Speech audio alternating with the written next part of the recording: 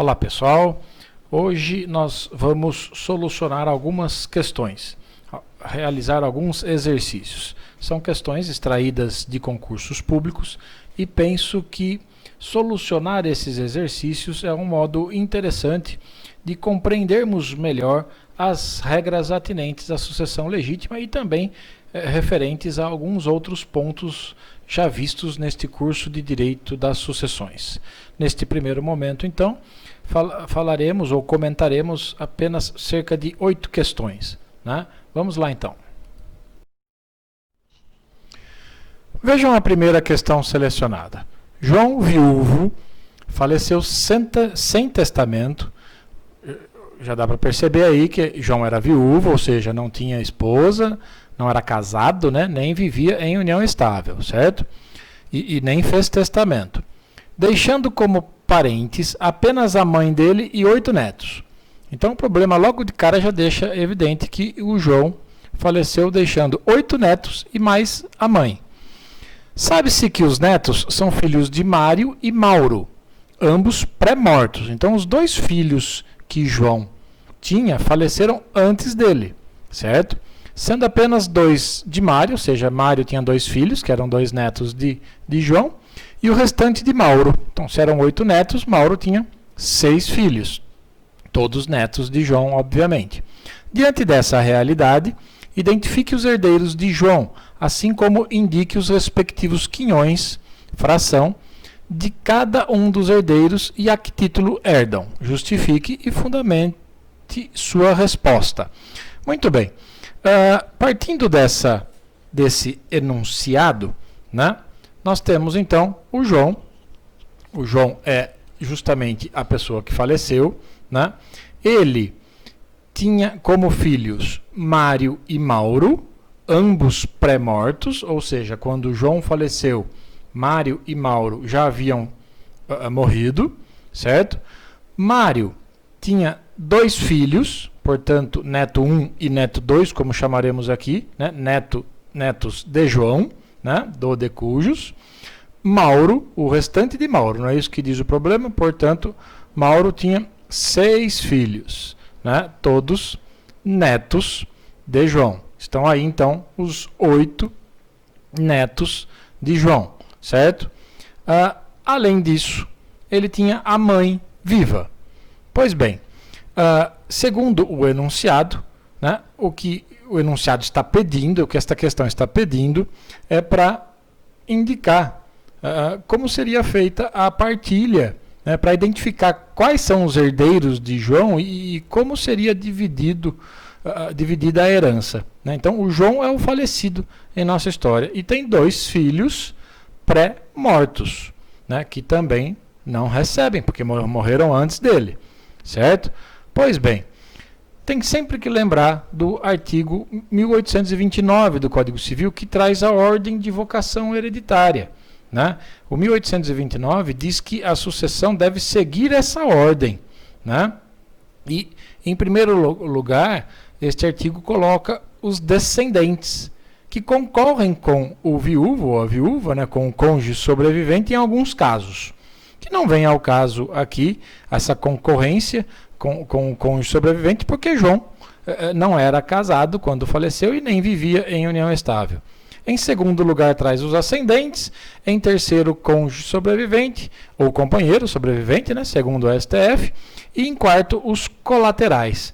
Pois bem, esta ordem de vocação, né, é uma ordem excludente, certo? Então, primeiro, os descendentes. Então, a primeira análise a ser feita é: João tinha descendentes? Né? E nós percebemos de uma maneira bastante clara, o enunciado deixou isso bem evidente, né, que João tinha descendentes. Estão aqui os 8 netos de João. Então, se João tinha descendentes, a sua análise, né, dessa ordem de vocação hereditária do artigo 1829 para aí, no primeiro ponto, no inciso 1 do 1829, né, descendentes. Né? Isso implica no quê? Implica na exclusão da mãe como herdeira, porque a mãe entraria no inciso 2, né, em segundo lugar da ordem como ascendente, certo? Então, se tem descendentes, para aqui. Mãe de João, a mãe de João, em razão disso, está excluída da sua sucessão, certo? Lembrem das regras do Código Civil, o artigo 1836, por exemplo, do Código Civil, diz que na falta de descendentes, são chamados à sucessão os ascendentes. Na falta de descendentes é que os ascendentes são chamados, mas neste caso tem descendentes. Então, se tem descendentes, pronto, você descobriu quais são os herdeiros de João, né? São seus 8 netos, certo? A sucessão, vocês também já sabem, se dá em graus, né? Os mais próximos excluem os mais remotos. Isso está lá no artigo 1833 do Código Civil. Mas neste caso, né, observem que João, o falecido, o de cujos, não tinha filhos. Ambos faleceram antes dele. Ambos são pré-mortos, né? Se não há nenhum filho, não há que se falar em representação, em direito de representação, né? Em outras palavras, os herdeiros de João, então, repetindo, são os seus 8 netos, né? E a herança será dividida em partes iguais entre eles, né? Lembrem também do que diz o artigo 1835 do Código Civil. Na linha descendente, e estamos aqui na linha descendente, né? Os filhos sucedem por cabeça e os outros descendentes, os filhos por cabeça, só que João não tem filhos, né? E os outros descendentes, então agora estamos falando dos netos, né? Sucedem por cabeça ou por estirpe, conforme se achem ou não no mesmo grau. Ora, todos aqui estão no mesmo grau, todos são parentes do falecido, né, na linha reta descendente, né, de segundo grau, certo? Portanto, todos, neste caso específico, né, herdarão por direito próprio, né, ou seja, por cabeça e não por estirpe ou por representação, certo? Essa era a resposta a ser dada nesta questão, né? Para que depois confiram com mais calma, segue então um padrão de resposta para que possam comparar com conferir, né? E comparar com a eventual resposta que deram ao realizar esse exercício, tentando treinar ou aprimorar ou compreender melhor as regras da sucessão legítima, ok? Mais uma questão. Pedro, com a morte do seu pai, abdicou de seu quinhão hereditário, a ele renunciando. Tendo o de cujos deixado 2 filhos vivos, Ronaldo e Pedro, que Pedro justamente esse que renunciou, pergunta-se, como será dividida a herança, sabendo que Pedro, repito, esse que renunciou, tem 2 filhos, Amaro e Amarildo. Então vamos lá. O de cujos é o pai, né? Vamos chamá-lo apenas de pai porque o enunciado não deu um nome para ele, né? Então, o pai, o de cujos, o autor da herança, tem 2 filhos, que são Ronaldo e Pedro. Pedro é justamente este que renunciou, né? Que disse expressamente, não quero receber a herança de meu pai, certo? E Pedro tem 2 filhos, Amaro e Amarildo, certo? Quem faleceu aí foi o pai, né? O pai de Ronaldo e Pedro, certo? Pois bem, como é dividida essa herança, né? Pedro renunciou, certo? Então Pedro não entra, não recebe, né? Ele deixou claro, é isso que é a renúncia, né? Deixar claro que não quer receber a herança, não aceita a herança de seu pai, certo? Então, neste caso específico, é necessário lembrar do que estabelece o artigo 1810 do Código Civil. Ele diz que na sucessão legítima, a parte do renunciante acresce a dos outros herdeiros da mesma classe, né? Então, a parte do renunciante, a parte que caberia a Pedro, né, é devolvida ao monte para ser redistribuída entre os outros herdeiros da mesma classe, ou seja, somente Ronaldo, certo? Além disso, Amaro e Amarildo nada receberão, né? Por quê? Porque eles não representam Pedro neste caso específico. É necessário lembrar neste ponto, para responder corretamente esta questão, né, o que diz o artigo 1811 do Código Civil. Ninguém pode suceder representando herdeiro renunciante, né? Então, Amarildo e Amaro não podem receber a herança do avô lá representando o pai Pedro. Por quê? Porque Pedro é um herdeiro renunciante, né?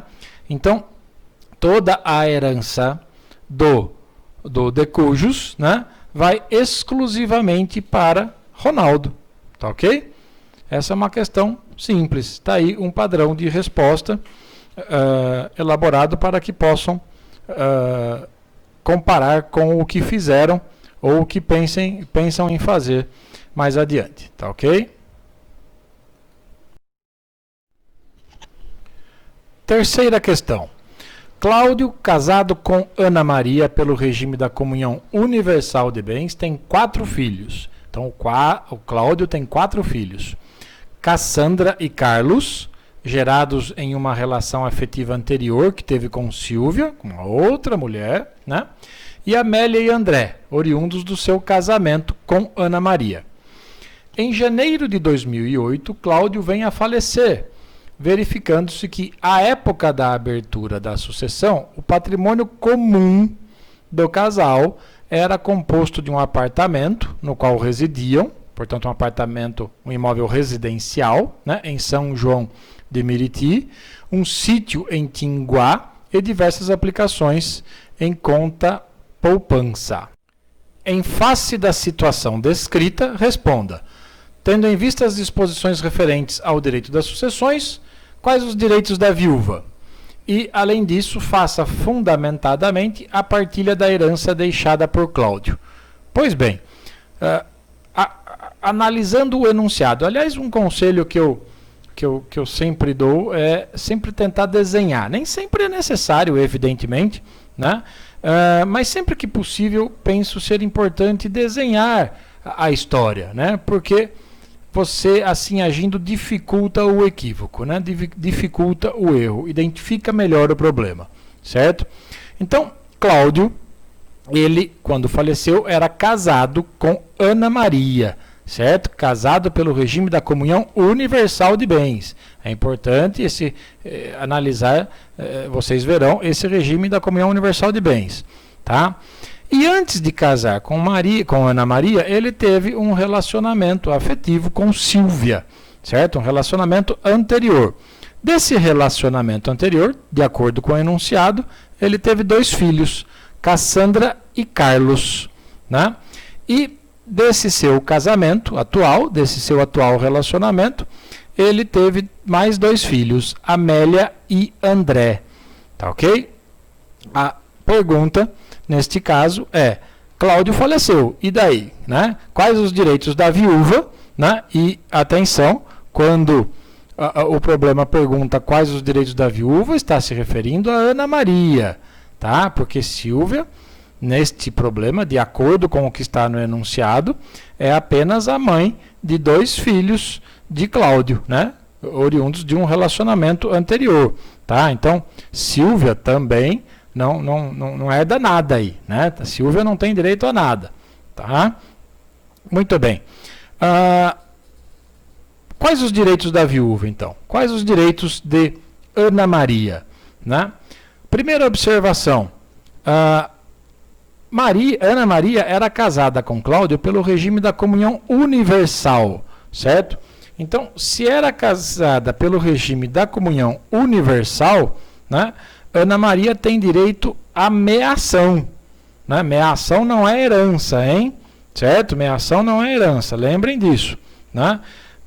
Ana Maria tem direito à meação, ou seja, metade dos bens deixados pelo Cláudio pertencem a Ana Maria, por conta do regime de casamento, né? Em pagamento de sua meação, né? Então, Ana Maria terá metade da casa, do apartamento residencial, metade do sítio e metade das diversas aplicações em conta poupança, certo?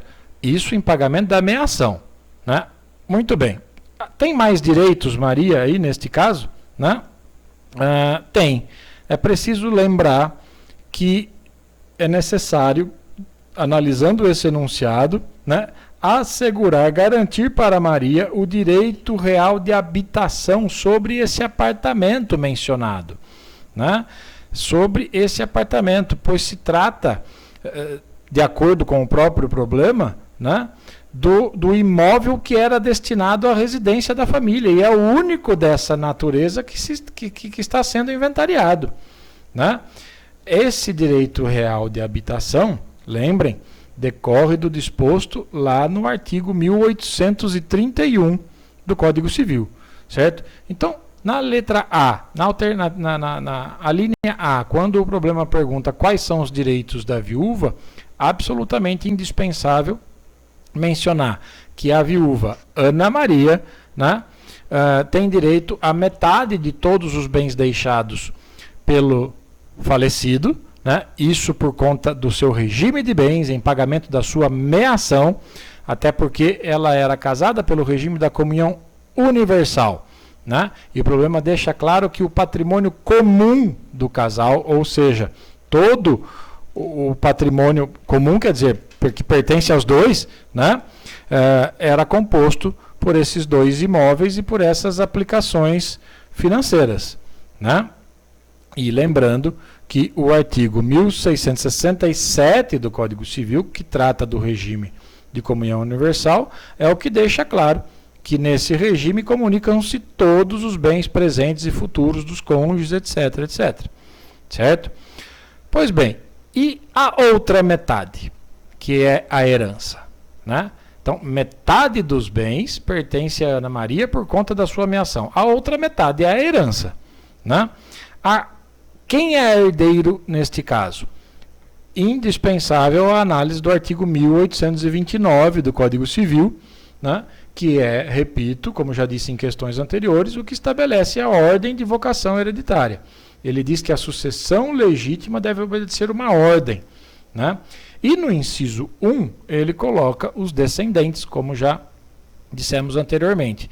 E Cláudio tinha descendentes, né? Estão aqui, ó, seus 4 filhos, Cassandra, Carlos, Amélia e André, certo? Então Cláudio tinha descendentes. Só que o 1829, inciso 1, diz que os descendentes herdam em concorrência com o cônjuge, em alguns casos, certo? Em concorrência com o cônjuge sobrevivente. Então você precisa agora descobrir se Ana Maria é herdeira também junto com os filhos, né? E neste caso específico, Ana Maria não tem direito à herança. Ana Maria não se qualifica como herdeira, justamente por conta do que está dito no artigo 1829, inciso 1. Diz lá que a sucessão legítima defere-se na ordem seguinte, inciso 1, aos descendentes em concorrência com o cônjuge, salvo se casado este com o falecido no regime da comunhão universal. É exatamente o caso, né? Então, o cônjuge sobrevivente, analisando exclusivamente este texto lido, o cônjuge sobrevivente, que é Ana Maria, concorre com os filhos, né?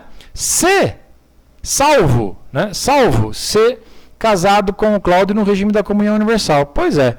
Então, Ana Maria não vai concorrer com os filhos, certo? Ana Maria não é herdeira. Os filhos são apenas Cassandra, Carlos, Amélia e André, né? Então, como fazer a partilha da herança deixada por Cláudio, né? A herança deixada por Cláudio será dividida em partes iguais entre os seus 4 filhos, Cassandra, Carlos, Amélia e André, né? E qual é essa herança? Repito, lembrem lá do começo.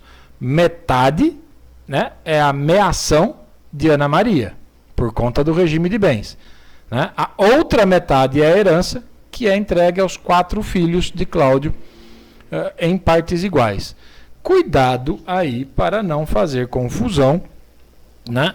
E começar a colocar no seu raciocínio aquelas regras de irmãos bilaterais e unilaterais do artigo 1841 do Código Civil.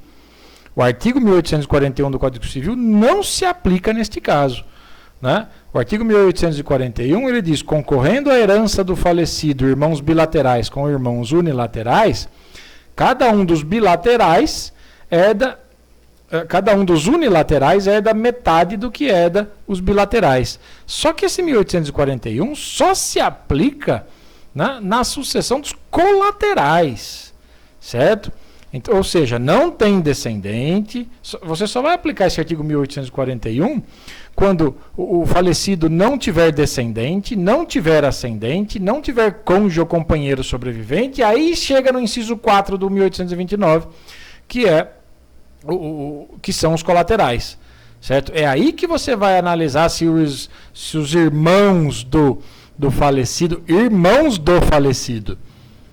né, são irmãos bilaterais ou unilaterais. Aqui não se tratam de irmãos do falecido, e sim de filhos do falecido, certo? Portanto, resumindo, metade do patrimônio para Ana Maria em pagamento de sua meação. Além disso, ela tem direito real de habitação sobre o apartamento residencial, né? Isso tudo por conta da meação. A outra metade, que é a herança, é dividida em partes iguais entre os 4 filhos do falecido, entre os 4 filhos de Cláudio. Tá ok? Segue aí um padrão de resposta para que possam estudar posteriormente. Tá bom? Outra questão.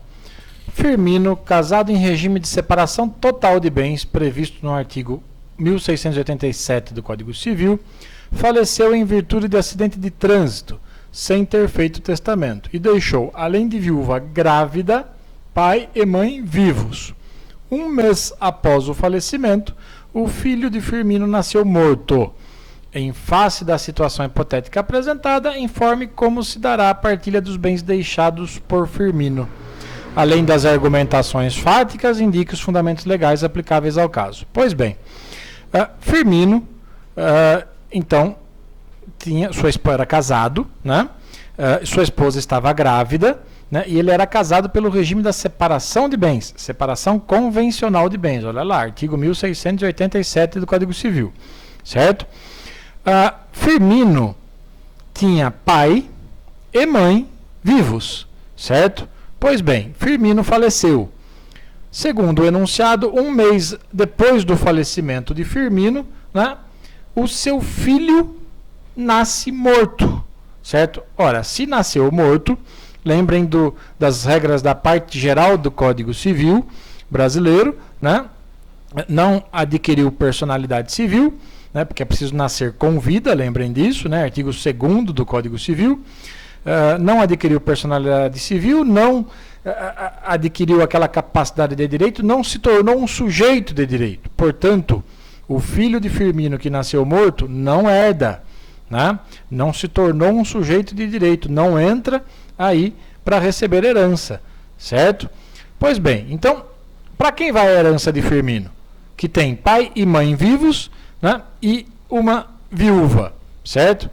Lembrem, mais uma vez, da ordem de sucessão, da ordem de vocação hereditária estabelecida lá no artigo 1829 do Código Civil. E é uma ordem, repito, excludente, né? Então, primeira análise, quais os descendentes estão em primeiro lugar, né?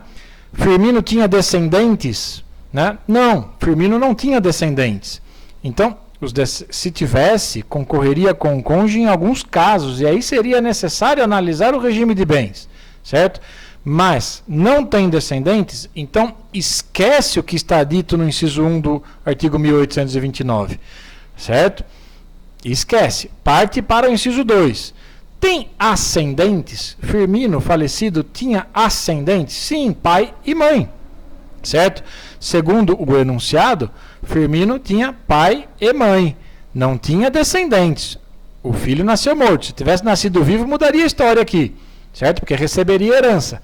Mas pai e mãe vivos, certo? Então não tinha descendentes, esquece o inciso 1, parte para o segundo. Tem ascendentes? Opa, agora tem. Tem pai e mãe vivos. Então para no inciso 2. E nesse inciso 2 do 1829, diz que os ascendentes sempre concorrem com o viúvo ou a viúva. Sempre. Então, o pai e a mãe, que são ascendentes, que se encaixam nesse inciso 2, né, são herdeiros, juntamente com a viúva, não importando o regime de bens do casamento. Certo? Sempre o viúvo ou a viúva, né, o cônjuge sobrevivente, ou companheiro sobrevivente, herda junto com os ascendentes, independentemente do regime de bens.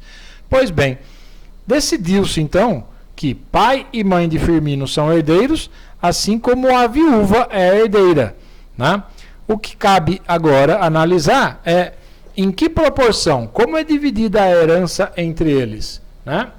E a regra que soluciona esse probleminha está lá no artigo 1837 do Código Civil, certo?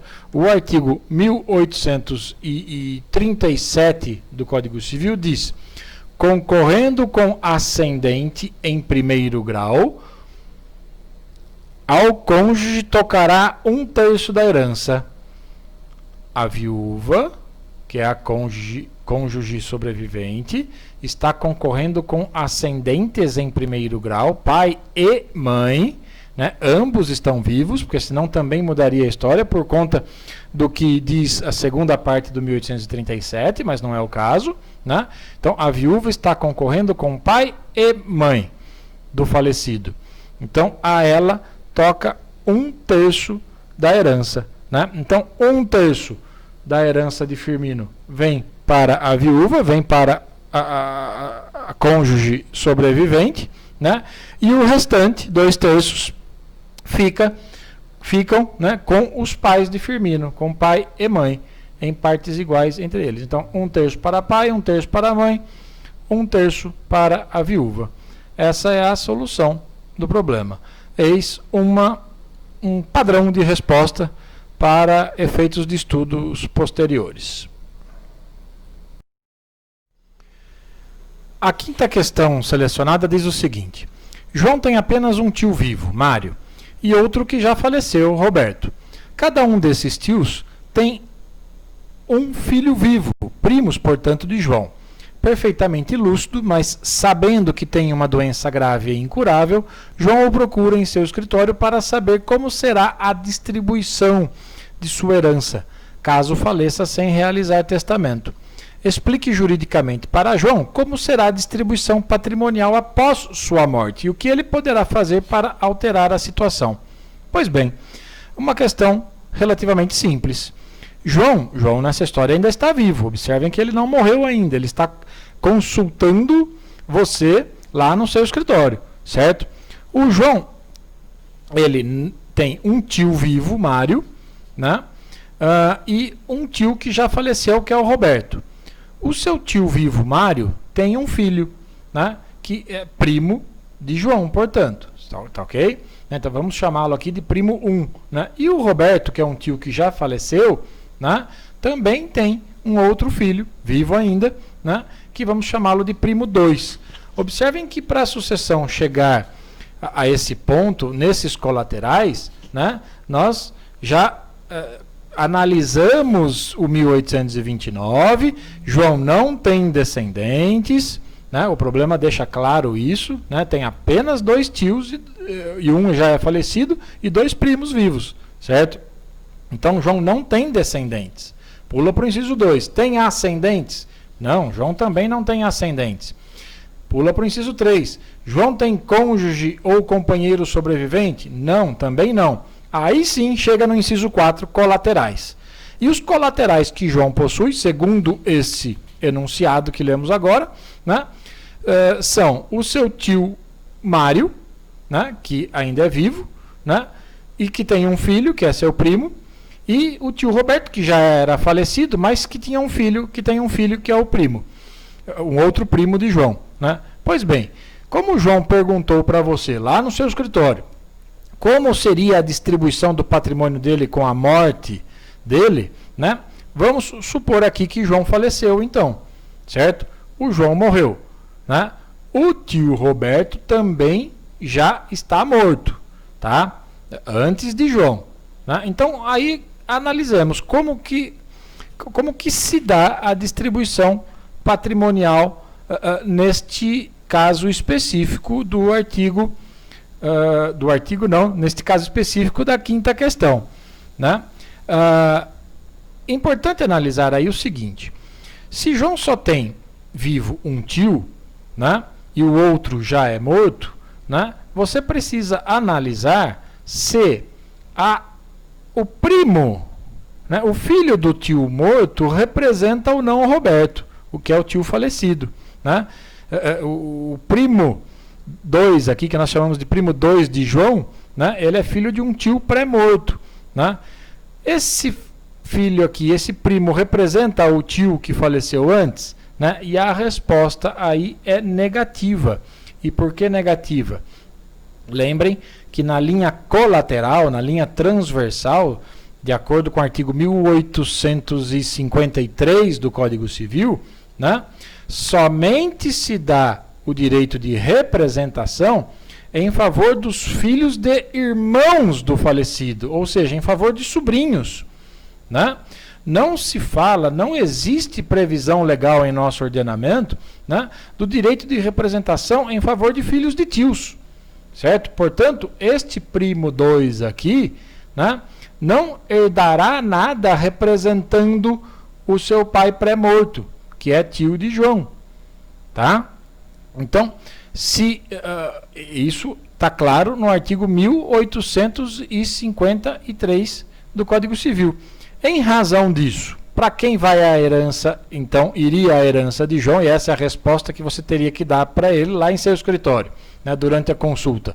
Toda a herança dele, de João, iria para Mário, que é o único tio vivo, o único parente colateral vivo que ele tem, né, nesta classe, né, deste grau, certo? Porque, repito, este primo 2 aqui não herda nada, porque não há direito de representação para filhos, em favor de filhos de tios, certo?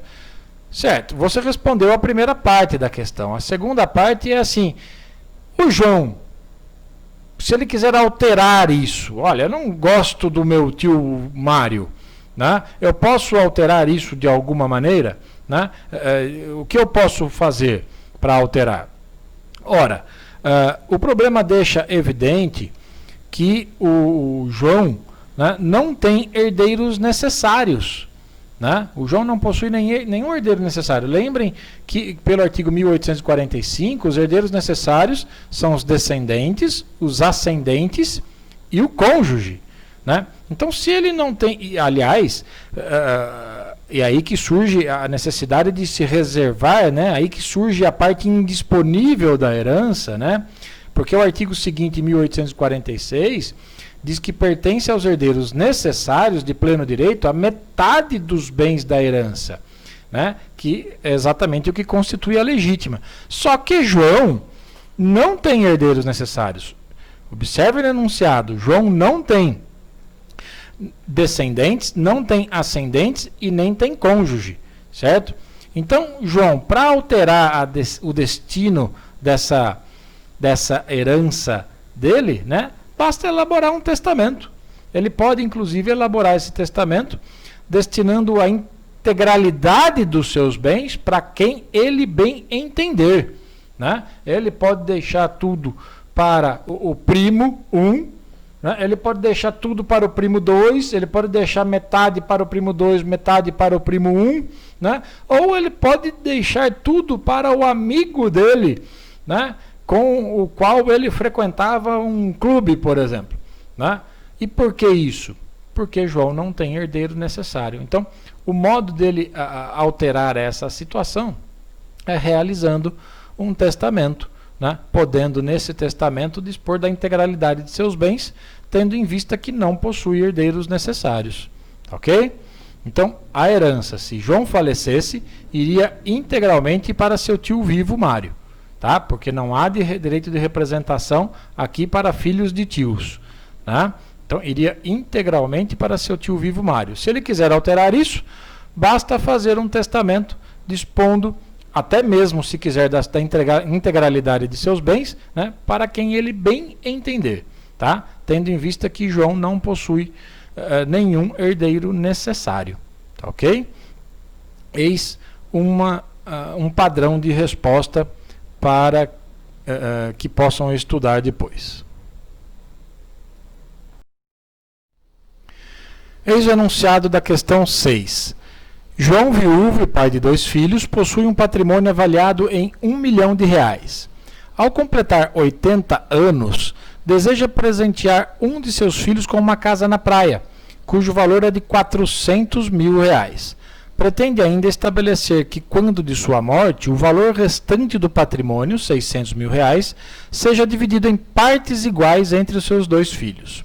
Os questionamentos são: explique se tal procedimento é lícito e, em caso positivo, qual seria o meio viável para tanto. Pois bem, é importante lembrar aí de alguns pontos, né? O Código Civil diz claramente que os herdeiros necessários, né, são os ascendentes, os descendentes e o cônjuge, certo? Isso está lá no artigo 1845. Esses são os herdeiros necessários, né? E que pertence aos herdeiros necessários metade dos bens da herança, né? Que é exatamente o que constitui a legítima. São 2 pontos importantes a serem lembrados. Além disso, né, observem que o João ele tem um patrimônio de R$1 milhão e ele quer presentear um de seus filhos, né, com um bem, né, com uma casa na praia que tem o valor de R$400 mil. E neste ponto é importante pensar o seguinte: esse presentear, né, esse presente dado aos filhos seria realizado através de uma doação, né? Ele quer fazer isso ao completar 80 anos em vida, né? E só que o artigo 544 do Código Civil diz que a doação de ascendentes a descendentes ou de um cônjuge a outro importa adiantamento do que lhes cabe por herança, né? Então, se um ascendente doa para um descendente, né, segundo o artigo 1544, isso implica em adiantamento de herança, certo? Agora, ele quer presentear um dos filhos, né, ele tem 2 filhos, mas ele quer presentear um dos filhos com uma casa no valor de R$400 mil, portanto, inferior à metade, um valor inferior à metade do seu patrimônio, a metade do valor do seu patrimônio. O patrimônio é de R$1 milhão, ele quer presentear um dos filhos com uma casa que vale R$400 mil, né? Esse procedimento é lícito, é permitido pela lei, né? Dentro dessa parte disponível, né, nada impede que a doação seja feita para quem bem entender, né? Então, perfeitamente, esse procedimento é lícito. João pode fazer isso, pode presentear um dos filhos, porque o valor está abaixo da metade do valor do seu patrimônio. Ou seja, ele está tratando da parte disponível dele, né? Da parte disponível, daquela que ele pode dar para quem ele quiser, certo? Só que ele quer que o restante seja dividido em partes iguais entre os seus 2 filhos, né? O restante do patrimônio, ou seja, R$600 mil, seja dividido em partes iguais entre seus 2 filhos. Como viabilizar isso? De que maneira, né? Penso que o meio viável para que isso ocorra, né, em caso de morte de João, né, ou seja, em ele falecendo, para que o restante do seu patrimônio, R$600 mil, sejam divididos em partes iguais entre os seus 2 filhos, ele precisa deixar claro que essa doação que ele está fazendo para um dos seus filhos, essa doação da casa na praia no valor de R$400 mil, né, que essa doação fica isenta de colação, de conferência. Não é necessário a esse filho que está recebendo essa casa, né, levar à conferência esse bem que está recebendo quando do inventário, né? Isso se faz como, aliás, né? Na própria doação ou até mesmo através de uma cláusula testamentária, inserindo isso num testamento, né? Então, o que João precisa fazer? Ele pode doar, presentear, como diz o enunciado, um de seus filhos com uma casa na praia no valor de R$400 mil? Pode, certo? Está dentro da sua parte disponível, porque o seu patrimônio total é de R$1 milhão, certo? Para que o restante, para que isso não seja tido como adiantamento de herança e, portanto, para que os R$600 mil restantes de seu patrimônio sejam divididos em partes iguais entre seus dois filhos, quando ele vier a falecer, né, ele precisa deixar claro que essa parte que ele está doando do seu patrimônio em vida para um dos seus filhos, né, está saindo da sua parte disponível. Precisa deixar claro isso, né? Ou seja, ao mesmo tempo em que faz isso, ele dispensa, ele isenta esse filho, esse bem da colação, né? Essa doação da colação posterior em inventário.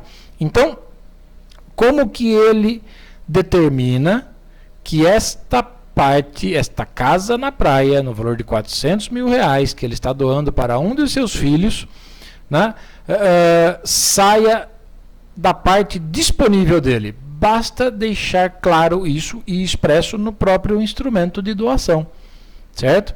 Ou também, né, também é possível que se faça menção a isso numa cláusula testamentária, num testamento que ele porventura venha a fazer, certo? Está aí o padrão de resposta para esta questão número 6. A penúltima questão diz assim: Marco Antônio, solteiro, maior e capaz, resolve lavrar testamento público. Então, Marco Antônio, que é solteiro, né, não tem cônjuge nem companheiro.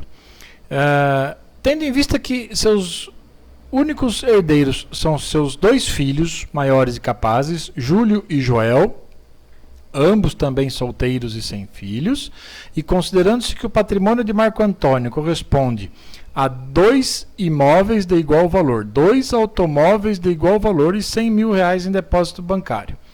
Então, esse é o patrimônio de Marco Antônio. Ele tem apenas 2 filhos como herdeiros, né?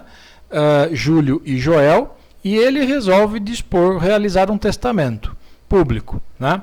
Ele deixa um imóvel, um automóvel e metade do valor depositado na conta bancária para Joel, né? E o mesmo para Júlio, né? Deixa lá, olha o texto, deixa para Joel e Júlio, né, um imóvel, um automóvel e metade do montante depositado na conta bancária, certo? Seguindo o enunciado, continua assim: logo após ter ciência da lavratura do testamento público por seu pai, Júlio decide imediatamente lavrar a escritura pública, por meio da qual renuncia expressamente apenas ao automóvel, aceitando receber o bem imóvel, bem como metade do montante depositado em conta bancária. Para tanto, afirma Júlio que há diversas multas por infrações de trânsito e dívidas de impostos em relação ao automóvel, razão pela qual não lhe interessa herdar esse bem. Então, olhem só, Marco Antônio, né, tem 2 filhos, né, e ele tem como patrimônio, como herdeiros, apenas 2 filhos, e tem como... Marco Antônio está vivo, né, porque ele decide lavrar um testamento público, certo? E ele tem como patrimônio 2 imóveis de igual valor, 2 automóveis de igual valor e R$100 mil em depósito bancário. E ele faz esse testamento, deixando um desses imóveis para... Tem 2 imóveis, um para cada filho, 2 automóveis, um para cada filho, e metade do valor depositado para cada filho, né? Um dos filhos, né, que é Júlio, tomou conhecimento desse testamento, né, e decidiu imediatamente lavrar a escritura pública, renunciando ao automóvel, ou seja, ele não quer receber o automóvel como herança, ele aceita receber o imóvel e metade do valor depositado na conta bancária, certo? Júlio, né, essa escritura feita por Júlio chegou ao conhecimento de seu pai, Marco Antônio, e de seu irmão Joel, e ambos foram lhe procurar para consultar como advogado, né? E a pergunta que se faz é: poderia Júlio renunciar à herança no momento por ele escolhido? E, independentemente da resposta dada ao item anterior, poderia Júlio renunciar exclusivamente ao automóvel, recebendo os demais bens? Vamos lá. É simples a resposta e não é necessário desenho algum neste caso, né? Observem o que diz lá em cima no enunciado. Então lembrem, Marco Antônio, que tem 2 filhos apenas como herdeiros, né? Fez um testamento, deixando uma casa para cada filho de igual valor, um automóvel para cada filho e metade do que ele tinha em conta bancária para cada filho, certo? Um dos filhos tomou ciência disso. Logo após tomar ciência, olha lá, né, desse testamento público feito pelo pai, o pai ainda está vivo, né? Júlio decide imediatamente, ou seja, com o pai ainda vivo, né, lavrar a escritura pública por meio da qual renuncia expressamente apenas ao automóvel, aceitando receber o imóvel, né? O pai que fez o testamento, junto com o outro irmão, né, vão lhe consultar para saber, pode fazer isso, né? E a resposta aí é negativa, né? O artigo 426 do Código Civil é bastante claro ao estabelecer que não pode ser objeto de contrato a herança de pessoa viva, né? É absolutamente proibido dispor sobre herança de pessoa que ainda esteja viva, tá? Se assim alguém fizer, né, esse instrumento ou este negócio, neste caso esta renúncia feita por um dos herdeiros do Marco Antônio, é absolutamente nula, né? Ela não vale nada. Então, respondendo aqui, poderia Júlio renunciar à herança no momento por ele escolhido? Não. Não, porque ele renunciou a uma herança de uma pessoa viva, que é seu pai, tá? Então, não pode, e o fundamento aí é o artigo 426 do Código Civil, tá? A segunda questão, poderia Júlio renunciar exclusivamente ao automóvel, né? Vamos supor que Júlio pudesse renunciar. Poderia ele renunciar exclusivamente ao automóvel, né? Também não, né? O artigo 1808 do Código Civil é bastante esclarecedor quando estabelece que não se pode aceitar ou renunciar à herança em parte, sob condição ou a termo. Então, a aceitação, a renúncia da herança, né, é indivisível, né? Não pode, o herdeiro ou renuncia o todo, né, ou aceita o todo. Não dá para renunciar em parte, né? É absolutamente vedada pelo nosso ordenamento a renúncia parcial, tá? Então, também na linha B dessa questão, a resposta é negativa. Júlio não poderia renunciar apenas ao automóvel, certo? Eis o padrão de resposta para esta questão. A última questão tem o seguinte enunciado: Petrônio, casado com Maria das Graças, sob o regime da comunhão universal de bens, faleceu em 15 de setembro de 2007, deixando bens a inventariar no valor de R$200 mil. Deixou o filho Pedro, bem como o filho Mário, este pré-morto. Então, Mário já havia falecido antes dele, e sem descendentes. Mário, né? Seus pais, João e Josefa, e seu irmão Jorge. Considerando a situação hipotética, na qualidade de advogado consultado sobre o caso, especifique os legitimados à sucessão de Petrônio, assim como a cota-parte que caberá a cada um deles. Então vamos lá. Petrônio, certo? Era casado com Maria das Graças, ok? Pelo regime da comunhão universal de bens, certo? Petrônio tinha com Maria das Graças 2 filhos, Pedro e Mário. Mas quando Petrônio faleceu, diz o enunciado, Mário já havia falecido. Então, Mário é pré-morto, né? Petrônio também deixou, de acordo com a situação apresentada, o seu pai João, né? E a sua mãe Josefa, tá? Além disso, também deixou seu irmão Jorge, certo? Então, Petrônio faleceu. E a pergunta é, quem receberá a herança de Petrônio, avaliada lá no valor, o patrimônio de Petrônio avaliado em R$200 mil, né? Muito bem, é absolutamente indispensável novamente lembrar do artigo 1829 do Código Civil, né? Que estabelece uma ordem a ser rigorosamente seguida, certo? O primeiro da fila é o descendente, né? Os primeiros são os descendentes. Petrônio, falecido, tinha descendentes? Essa é a questão que tem que se fazer, né? Sim, Petrônio tinha descendentes. Então, se Petrônio tinha descendentes, é importante que você elimine o resto, certo? Porque Petrônio tem descendentes, não há mais que se considerar o restante dos herdeiros legítimos apontados no artigo 1829, certo? Então, em segundo lugar, vem os ascendentes. Elimina os ascendentes. Então, João, pai de Petrônio, não é herdeiro. Josefa, mãe de Petrônio, também não é herdeira, né? Em terceiro lugar, lá no artigo 1829, vem o cônjuge sobrevivente herdando sozinho. Também não é o caso, porque tem descendentes, né? Nós vamos analisar daqui a pouco se a viúva Maria das Graças também é herdeira ou não. Mas receber sozinha a herança ela não vai, porque tem descendentes, certo? E também por ter descendentes, né, os colaterais são eliminados, que são os últimos da fila. E é por isso que o Jorge, que é irmão de Petrônio, também não é herdeiro, né? Muito bem.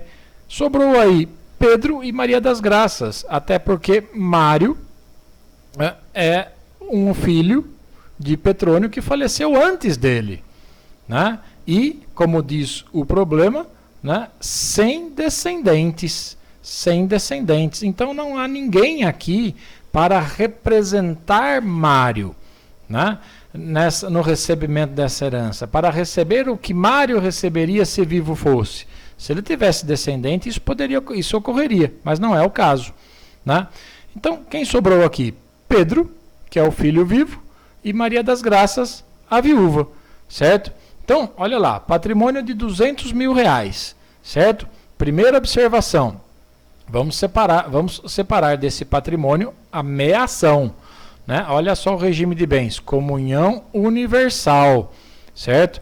Então, se você está diante de um regime de comunhão universal, lembrem das regras lá dos regimes de bens do casamento, né, do curso de Direito de Família, o artigo 1667 do Código Civil diz que comunicam-se todos os bens.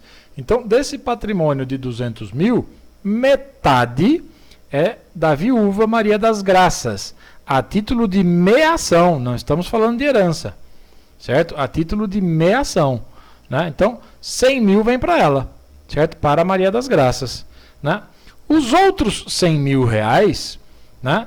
Aí sim, essa é a herança, né? Para quem vai a herança? Voltem lá para o 1829. Já vimos que tem descendentes, que é Pedro, né? Mas diz o 1829, inciso 1, que os descendentes concorrem com a viúva, né? Concorrem com o cônjuge sobrevivente em alguns casos, certo? Só que, analisando o texto do artigo 1829, diz lá que os descendentes são os primeiros da fila, né? Em concorrência com o cônjuge sobrevivente, né? salvo se casado este com o falecido no regime da comunhão universal, além de outras exceções. Ora, Maria das Graças concorreria com Pedro, receberia a herança junto com Pedro, né, se não fosse casada pelo regime da comunhão universal e nem se encaixasse nas outras exceções. Tá? Só que, pelo fato de Maria das Graças ser casada com Petrônio, né, pelo regime da comunhão universal dos bens, ela não é herdeira. Certo? Então, o único herdeiro de Petrônio é Pedro. Certo? Então, resumindo, daquele patrimônio de R$200.000, metade é de Maria das Graças, da viúva, né, que constitui a sua meação por conta do regime de bens do casamento, comunhão universal. Certo? A outra metade vai ao único herdeiro, neste caso um descendente, um filho, né, que é o Pedro. Tá ok? Tá aí o padrão de resposta para esta questão número 8. É isso, pessoal.